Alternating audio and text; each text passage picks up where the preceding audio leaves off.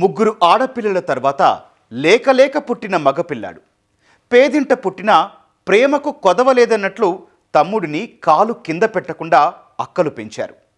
తమ వారసత్వాన్ని నిలిపేవాడు పుట్టాడంటూ తల్లిదండ్రులు సైతం ఎంతో సంతోషించారు. అయితే ఆవారాగా తిరిగే అల్లుడి కన్ను ఆ పిల్లాడిపై పడింది. పిల్లాడిని అడ్డు పెట్టుకొని అత్తమామల దగ్గర డబ్బులు దండుకోవాలని పథకం వేశాడు. మరి ఇంతకు ఆ పిల్లాడిని బావ ఏం చేశాడు? అత్తమామలను బెదిరించాలనుకున్న అతని ఎత్తుగడ ఏమైంది? ప్రేమించి పెళ్లి చేసుకున్న భార్యకు అతనిచ్చిన రిటర్న్ గిఫ్ట్ ఏంటి?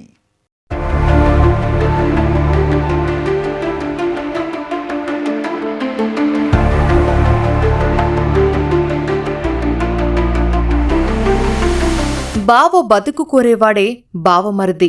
అత్తారింటికి వెళ్లిన అల్లుడిని భార్య పట్టించుకున్నా పట్టించుకోకపోయినా బావమరిదే అన్నీ దగ్గరుండి చూసుకుంటాడు. బావకు ఏం కావాలన్నా చిటికెలో తెచ్చి ముందుంచుతాడు. ఇక ఆ బావమరిది మరింత చిన్నవాడైతే కొడుకులా కలిసిపోతాడు. తనకు కావలసినవన్నీ కొనిచ్చే బావ అంటే బావమరిదికి కూడా అంతే ప్రేమ ఆప్యాయత ఉంటాయి. అలా బావ పిలవగానే మారు మాట్లాడకుండా వెంట వెళ్లిన బావమరిదికి ఏమైంది? బావ మాటలు నమ్మి కొండలు గుట్టల్లోకి వెళ్లిన బావమరిది ఏమయ్యాడు?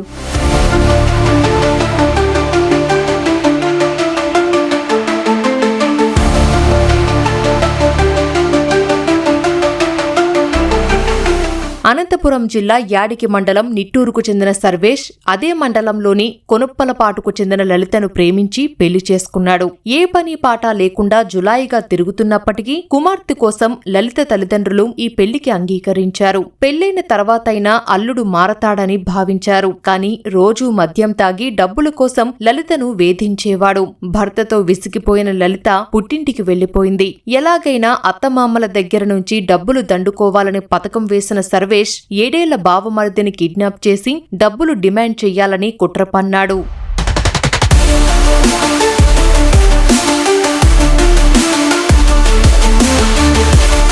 అత్తగారింటికి వచ్చిన సర్వేష్ స్కూల్ నుంచి ఇంటికి వస్తున్న బావమరిది హేమచంద్రను ఆపి బైక్ ఎక్కించుకున్నాడు. తిరుబండారాలు కొనిపిస్తానంటూ ఆశ చూపి కుందనకోట కొండల్లోకి తీసుకెళ్లాడు. గుట్టల్లోకి తీసుకెళ్లడంతో భయపడిపోయిన హేమచంద్ర గట్టిగా అరవడంతో సర్వేష్ గొంతు నులిమాడు. 7 ఏళ్ల చిన్నారి అపస్మారక స్థితిలోకి వెళ్లిపోయాడు. భయపడిపోయిన సర్వేష్ చిన్నారిని రాళ్లతో మోది హత్య చేశాడు. మృతదేహాన్ని కొండ ప్రాంతంలోనే పడేసి వెళ్లిపోయాడు. స్థానికుల ద్వారా సమాచారం అందుకున్న తల్లిదండ్రులు అక్కడికి చేరుకుని చిన్నారి మృతదేహం చూసి లబోదిబోమంటూ ఏడ్చారు.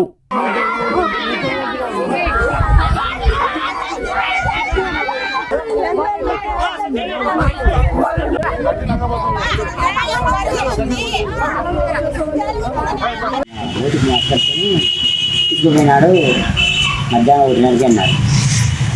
తర్వాత ఏం చేసినా కొనలో వేరే మళ్ళీ తిరగకుండా పోయినాం. మళ్ళీ కంప్లీట్ సారాలు వచ్చాయి. ఆడికి వచ్చి చూస్తే గుండె కింద నిండి ఉన్నాడు. గుణం తీసేసినాం. 2 ఏళ్ళు అయితే నేను మాట్లాడలేదు మా సర్వీస్తో. ఇట్లా వాడిని చేసుకుంటే కదా నా బిడ్డ ఇంత సాగి కానీ నా ఫలితం ఏముంది అనుకున్నా సార్. ఇప్పుడు గర్భవతి అని నేను నమ్మి తోలుకొచ్చుకునే నాయానికి నా కొడుకును బలి తీసుకున్నాడు. ఊరి పోతానని చేసి పిల్లోని కోసం ఫాలో అయ్యి పట్టుకుపోయినాడు సార్. ఆడ దిగుతానే బడి దిగుతానే ఏం కొనిచ్చుకున్నాడో ఏం లేదో ఆ పిల్లోనికి అయితే తెలియదు. నేను తోలపోతున్నానని చెప్పలే. ఎవడు మాస్క్ కట్టి నమ్మించి తోలుకొని పోయి ఆ పని చేశాడు సార్. అమ్మ వాళ్ళు మాతో సరిగ్గా ఇట్లా చేసుకున్నాను మాట్లాడలేదు సార్.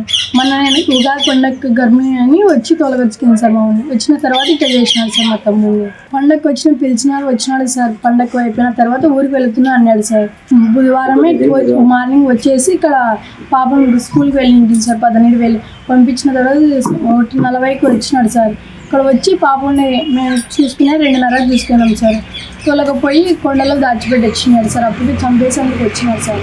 నేను అడిగిన నీ మీద ఒకటి నీ కడుపులో పిల్లని మీద ఒట్టుగానే వేసినాడు సార్. ఫస్ట్ చెప్పకుండా సార్ వాళ్ళు ఎక్కించుకుని పోయి పిల్లోడే అని అనుమానంతో ఎక్కించుకున్నారు సార్.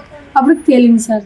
సమాచారం తెలుసుకున్న పోలీసులు నిందితుడిని అరెస్టు చేసి విచారించారు. కిడ్నాప్ చేసి డబ్బుల కోసం బెదిరించాలని అనుకున్నానని, కానీ బాలుడు అరవడంతో భయపడిపోయి హత్య చేసినట్లు సర్వేష్ తెలిపినట్లు పోలీసులు వివరించారు. అయితే సీన్ రీకన్స్ట్రక్షన్ చేయడానికి తీసుకెళ్లిన పోలీసులపైన నిందితుడు దాడి చేసి పారిపోవడానికి ప్రయత్నించగా సర్వేష్ కాళ్లపై కాల్చి పోలీసులు అదుపులోకి తీసుకున్నారు.